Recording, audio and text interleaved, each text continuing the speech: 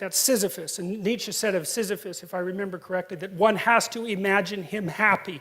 Well, if there's a rock at the bottom of the hill, then you might as well push it up the hill. And if it rolls back down, well, then you've got something else to do, don't you? You can push the damn rock back up the hill. And there's no shortage of rocks to push up the hill, and that's what we're built for anyways. And so let's go out and like push some damn boulders up the hill, and then maybe we could have enough self-confidence and enough respect for ourselves that we wouldn't have to turn to hatred and revenge and try to take everything down, because I think that's the alternative.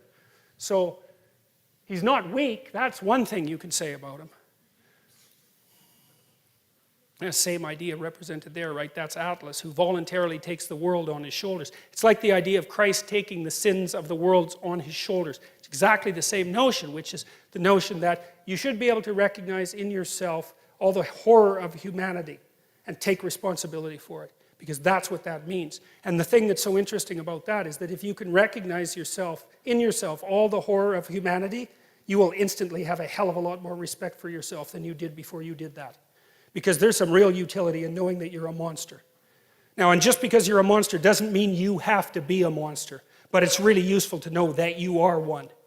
So, one of the things that Jung knew, and this is something that I find so amazing about his writings, and I think something that really distinguishes him, for example, from Joseph Campbell, who talked about following your bliss, is like Jung said very clearly that the first step to enlightenment is the encounter with the shadow. And what he meant by that was, everything horrible that human beings have done was done by human beings, and you're one of them. And so if you don't understand that, and to understand that really means to know how it was that you could have done it, and that's a shattering thing.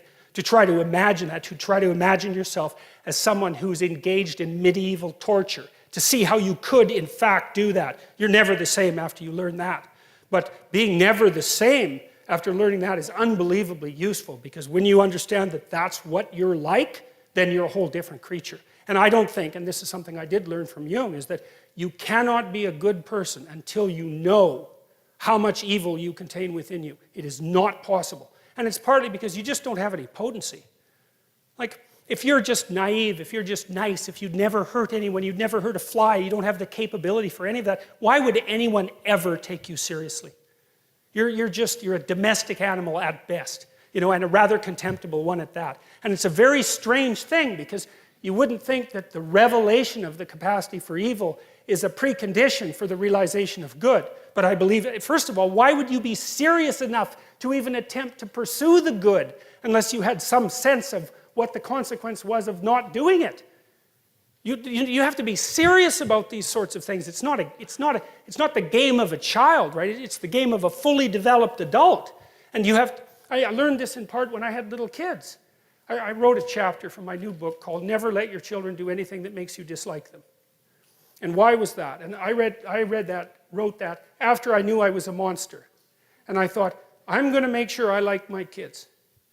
I'm going to make sure they behave around me so that I like them. Because I'm way bigger than them. And I'm way more cruel than they are. And I've got tricks up my sleeve that they cannot even possibly imagine.